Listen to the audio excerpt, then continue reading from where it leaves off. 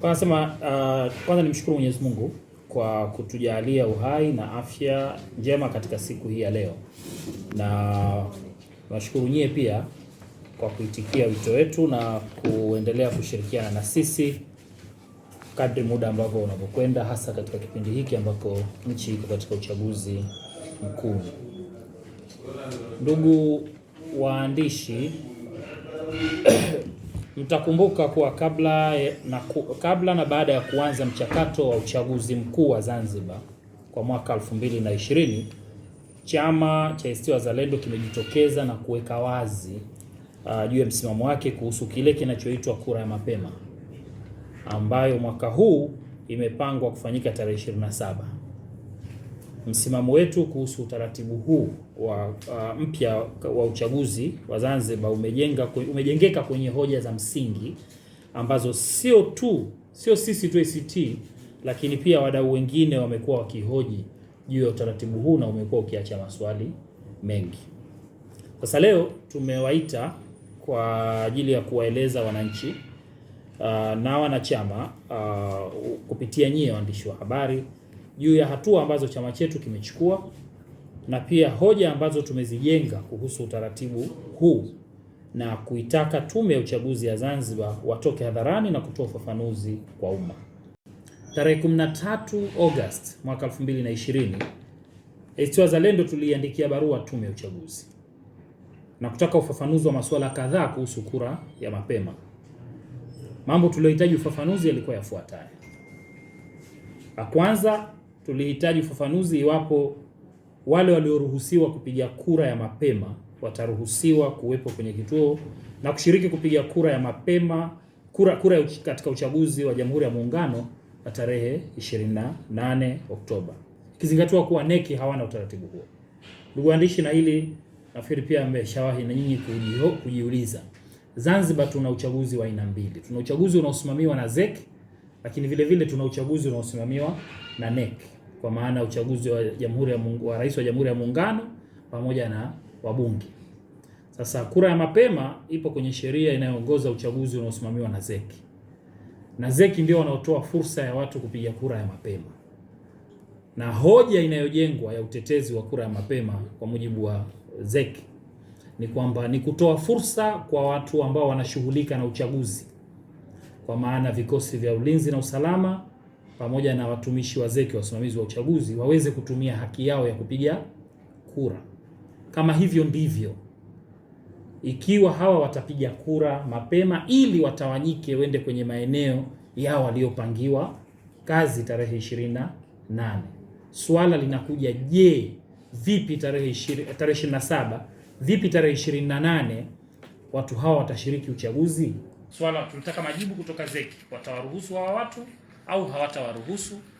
Vinginevyo, kama watawaruhusu, kwa nini sasa vituo ndo vile vile watu hawa wasiruhusiwe kupiga tu tarehe 28 ndeni wakatawanya? Ndo hoja ambayo mpaka leo tume imeshindwa kujibu kwa ufasaha. Na hili tunawaomba nyinyi waandishi wa habari, mnapokutana na maafisa wa ZEC muyaulize haya, mjenge hoja hizi. Lakini la pili tuliouliza katika barua yetu ni watu gani wataruhusiwa kulinda masanduku ya kura ya mapema yaliyohifadhiwa kwa mujibu wa kanuni ya 43. Na kwa msisitizo tuliwauliza ZEC, je, watajumuisha mawakala wa vyama vya siasa? Unajua hizi kura zinapigwa tarehe 27, maana yake nini? Zinalala mpaka tarehe 28 kuendelea.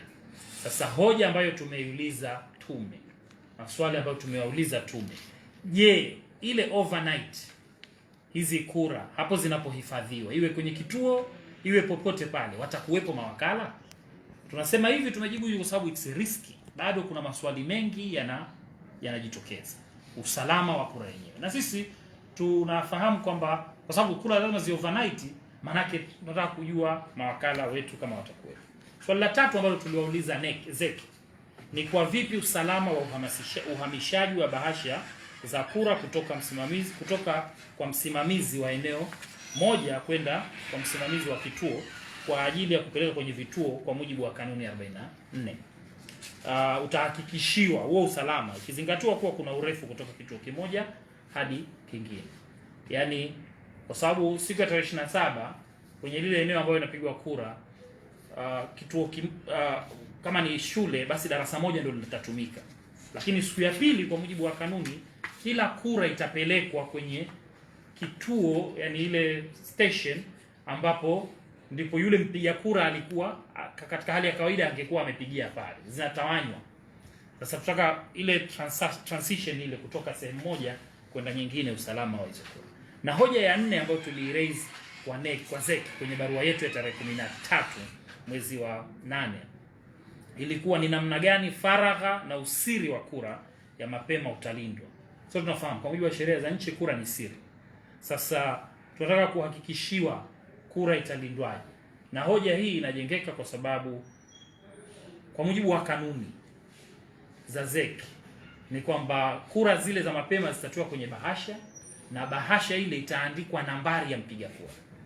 Sasa ukishakuwa na bahasha ambayo unajua humu mna kura ya Omari, humu mna kura ya Pavu, sasa vipi hiyo usalama wa hiyo usiri wa hiyo kura utakuwa? Ndio hoja 4 tulizoziraise kwa ZEC kwenye barua yetu ya tarehe 13 mwezi wa 8. ZEC walitujibu barua yetu tarehe 5 mwezi wa 9 mwaka 2020, na wenyewe wakatuarifu hoja yetu ya mwanzo. Walisema wao hawana jukumu la kuruhusu au kutoruhusu watu kupiga kura tarehe 28. Sisi kwa maoni yetu ni kwamba wamelitupa tu ili jibu, sababu ilitakiwa ZEC wao watoe majibu, kuondosha hii confusions na kuondoa doubt, sababu wao ndio wanajenga hoja ya kuwapa hawa watu haki yao ya kupiga kura ili wasitingwe na majukumu. Sasa kama unasema unampa mtu kuhakikisha kwamba haki yake ya kupiga kura anaipata, vipi haki yake ya kupiga kura siku ya pili? Na wewe unasema siku hii atakuwa hayupo, kwa hiyo ale mapema kwa sababu anakwenda shamba, lakini siku ya safari unamwambia njoo kwanza ule kabisa alafu ndo uende shamba. Sasa kwa nini asile siku hiyo ya safari? Ndio hoja. Nafikiri tumeelewana hiyo hoja hiyo. Sasa lakini pia wametujibu kwamba wakala wanaruhusiwa kuwepo katika hatua zote za upigaji kura kwa mujibu wa kanuni la uchaguzi, na pia wamejipanga kutumia walinzi wanaoruhusiwa kisheria kuhakikisha usalama katika kusindikiza kura kutoka katika kituo kimoja kwenda kingine, na kwamba ZEC itahakikisha usiri. Nasema barua ya ZEC ilikuwa ina majibu ya jumla sana. Sasa chama cha ACT Wazalendo hatujaridhika na majibu ya ZEC, kwani bado yanaendelea kuacha maswali mengi na yameshindwa kujibu hoja za msingi kabisa, hasa ukilinganisha na kauli za hivi karibuni. Kwa hiyo kwanza, ACT Wazalendo tunaitaka ZEC kuweka wazi ikiwa mawakala wa vyama na wagombea wataruhusiwa kuwepo usiku wa kuamkia tarehe 28. Kusema mawakala wanaruhusiwa katika hatua zote za upigaji kura bado inaacha wazi kwamba je, hatua za upigaji kura kwa maana kuanzia kufunguliwa kituo mpaka kufungwa kituo, alafu watakuja siku ya pili kituo kitakapofunguliwa. Ambacho tuna interest nacho ACT kukisikia kutoka ZEC kwa uwazi, na umma wa Zanzibari wako interested kukisikia kutoka ZEC ni kwamba je, mawakala hapo masanduku yanapolala mawakala watalala nayo? Ndio hoja.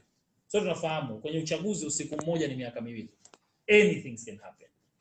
Hatuna uhakika na huyo aliyepewa dhamana ya kulala na hayo masanduku, na hili tunasema wazi. Vipi ikiwa yale masanduku yatafunguliwa, kwa sababu sili wanazo ZEC, bahasha wanazo wao, au sio? Ikiwa kura zile zilizopigwa zilizolala usiku wa kucha zikafunguliwa, kama zilitolewa kura ilionekana ilimpigia mgombea wetu, zikabadilishwa au kura ikaharibiwa zikarudishwa kwenye bahasha, alafu wakala wanaambia masanduku yale pale mlioacha jana kumbe tayari yalishabadilishwa. Tunahitaji uwazi, na ZEC sheria, kwa mujibu wa sheria iliyoanzisha ZEC, inatakiwa iendeshe uchaguzi huu kwa uwazi. Tunataka majibu ya wazi kabisa. Interest yetu ni kujua kama mawakala wanaruhusiwa, na hii tunataka tupate majibu kwa ZEC mapema sana, ili usije kuepusha mgongano wa aina yoyote siku ya uchaguzi. Hatutaki siku ya uchaguzi mawakala wetu wapo vituoni, muda wa wa kufunga vituo umefika, mawakala wetu wakaambiwa kwamba tuonane kesho, watakaotakiwa kulala na haya masanduku aidha ni polisi au jeshi, nyinyi mje kesho. Tunataka ZEC watueleze wazi ikiwa mawakala wa wagombea na mawakala wa vyama watakuwepo usiku kucha, kwa maana watalala nayo hayo masanduku ya kura yenye bahasha za kura siku ya tarehe 27 kuamkia tarehe 29. Lakini la pili, tunataka ZEC watupe ufafanuzi wa wazi ni vipi usiri wa kura ya mpiga kura utalindwa ikiwa bahasha ya kura ya mapema inaandikwa nambari ya kitambulisho cha mpiga kura. Unapokuwa na bahasha ya mpiga kura imeandikwa namba kwamba inajulikana humu hii ni kura ya fulani, chama chetu cha ACT Wazalendo kinataka kufahamu vipi it can guarantee usiri wa hiyo kura, sababu inajulikana bahasha hii inayotembea ni ya fulani. Vipi usiri wa hiyo kura utakuwa shua. Lakini la tatu, ndugu waandishi, nataka tufikishie kwa watu wetu na nyinyi pia katika kubalance historia yenu, mkawaulize watu wa ZEC. Hivi karibuni amenukuliwa mwenyekiti wa tume ya uchaguzi akisema kwamba wanatarajia wapiga kura wa mapema watakuwa 7,000. Sasa ACT Wazalendo tunataka ZEC itoe ufafanuzi. Ni vipi wamejua idadi hiyo wakati mwisho wa kupeleka maombi ya kura ya mapema ni tarehe 15 Novemba kwa mujibu wa tangazo la tume yenyewe? Kwa sababu wamefungua maombi ya kura ya mapema lakini maombi hayajafungwa, lakini wao wanatoa idadi ya kura ya mapema, hawajamaliza kupokea maombi kujua ni mangapi, hawajayachambua kujua ni wangapi wana sifa au hawana sifa. Vipi ZEC imejua kwamba idadi ya wapiga kura wa kura ya mapema watakuwa 7,000? Sasa haya ni mambo ambayo tunaamini kwamba tunahitaji ufafanuzi, jamii inahitaji ufafanuzi ili kuondoa ukakasi wa hii kura ya mapema ambayo kwetu sisi tunaamini ikiwa haya hayajawekwa wazi, basi nafasi au chansi ya kuharibu uchaguzi huu kwa kigezo cha kura ya mapema ni kubwa mno. Ni kubwa mno kwa sababu hizo kura zitakazopigwa mapema kuna chansi kubwa ya kuzisabotage, kwa maana kuziharibu, ikiwa hatutahakikishiwa kwamba mawakala wetu watalala nazo, kwa maana watalala hapa yanapohifadhiwa masanduku, kwa maana na hawatalala in fact watakuwepo hapo yanapohifadhiwa masanduku. Lakini pia na haya mengine kama ambavyo nimeeleza kuhusu usiri, ili kutokuwaondoa watu hofu, ili hao watakaopata fursa ya kupiga kura mapema wasipige kura kwa hofu kwamba kura yangu hii nitampigia. Na hasa ukizingatia tunaambiwa wanaopiga kura hizi ni watumishi wa ZEC, ni watu wa ulinzi na usalama, ambao wote ni watumishi kimsingi, watumishi wa umma. Sasa na tunajua vitisho vinavyoendelea, masuala ya watu, na sisi tunajua inatoka wapi habari ya kutakiwa watumishi wa umma kupeleka taarifa zao makazini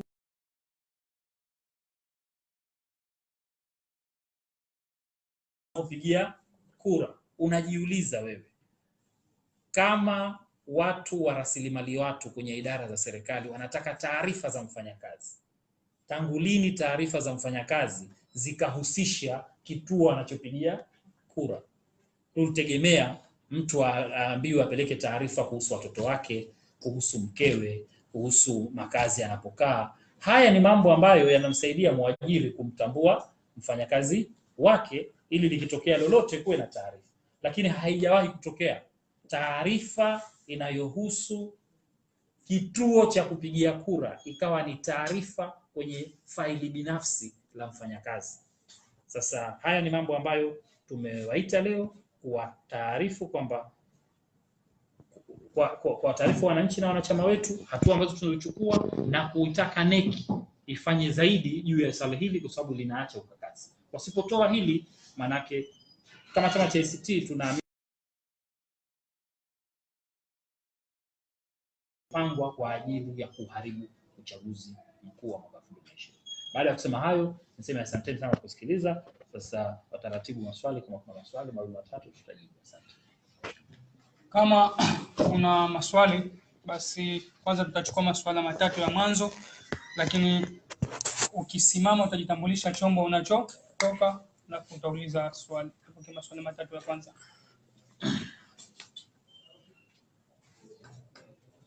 Naam. Naitwa Saddam, natokea Zenje FM Radio. Jana nimemhoji mmoja kati ya wagombea wa urais Zanzibar na kutoa kauli ya kusema kwamba wakati sheria hii inapitishwa na kujulishwa vyama vya siasa, tume ya uchaguzi iliwaita wagombea wote na watu wanaohusika na vyama vya siasa, wakawaita moja katika ukumbi Tunguu na wote wakaridhika na hakuna aliyepinga kwa maelezo yake. Sasa iweje leo hii karibu na uchaguzi ndio yanakuja hizi pingamizi za kuonyesha dhahiri ya kutokuikubali kwamba hii kura ya mapema ina uhalali kiasi gani na ipo katika katiba? Lakini je, ikiwa ZEC haitojibu haya itakuwaje? Na umeshawasilisha kwa kutumia barua kama ZEC alivyohojiwa na Maalim Seif akasema tumeleta barua, akamwambia tutakujibu kwa barua, au hujawasilisha?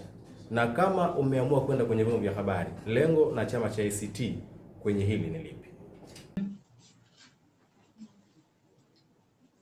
Nyingine ama tujibu? Jibu. Asante, jibu. Asante.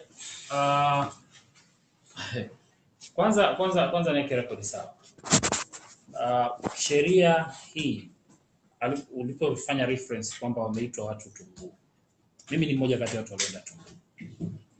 ZEC walipoconvene mkutano Tunguu, tayari wana sheria mkononi imeshapita.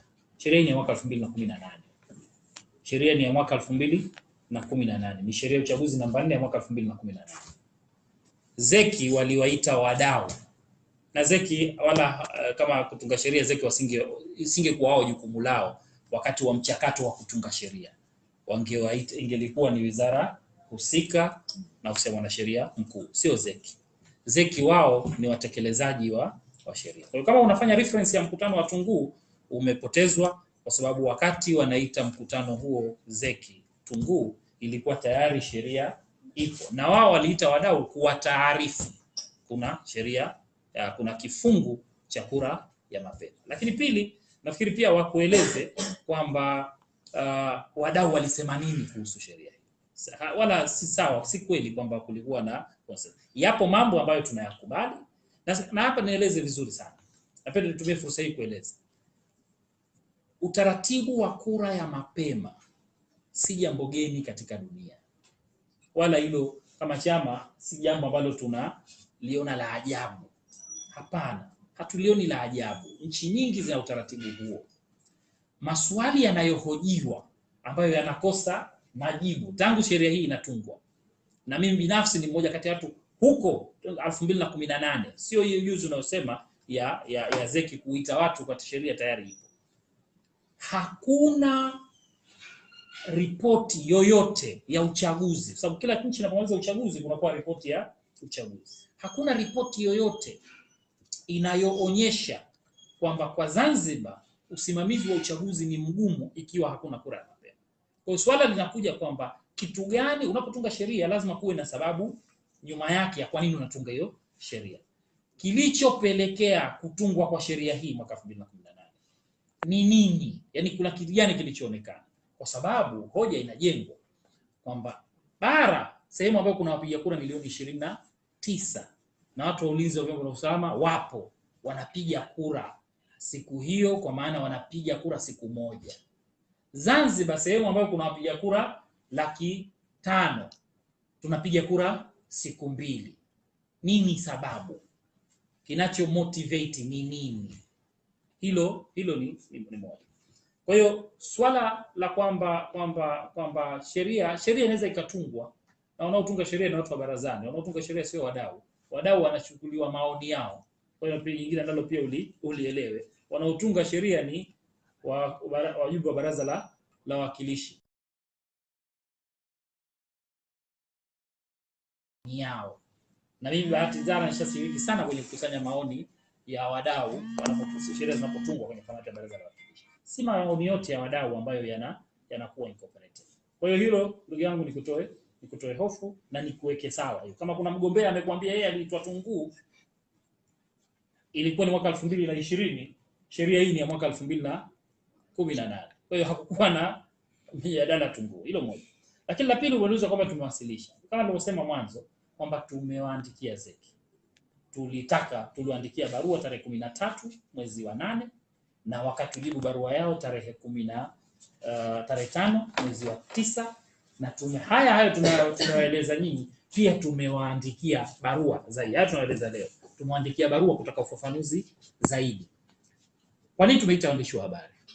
Kwa sababu hili jambo lina interest si wanachama wetu tu, lakini Wazanzibari wengi kwa sababu ya upya wake ndio wana interest nalo. Na ndio maana na hata tumeliona hili, hata nyinyi waandishi mnakutana na watu wa ZEC, hamuyaulizi haya. Nyinyi mnapokea as ZEC inavyosema, hamuyaulizi. Sasa sisi tunataka tuwa challenge nyinyi, ulizeni, wakupeni majibu ya haya. Those are the issues. Sasa sisi tunapoita waandishi wa habari, kwanza ni kueleza wanachama wetu hatua ambazo tumechukua, kwa sababu tunaulizwa sana maswali. Mimi jana nilikuwa na kipindi pale Swahiba. Nilienda kuzungumzia habari ya ilani, lakini simu 40% ya simu zilizopigwa kuuliza maswali, watu wanauliza kuhusu kura ya mapema. Ni jambo ambalo lina interest na watu. Sasa kama chama lazima tuwaite waandishi wa habari, tuwaeleze hatua ambazo chama tunachukua, lakini pia ni kuwaeleza nyinyi waandishi wa habari, na naamini kwenye hili mtahitaji kubalance historia yenu. Basi muaulize haya ili muandike kwa ufasaha. Nafikiri tutakuwa nimekusaidia kujibu. Asante. Na mwisho, swali la mwisho. Kama hapana, tuwashukuru sana kwa wito wetu na ujio wenu katika shughuli yetu.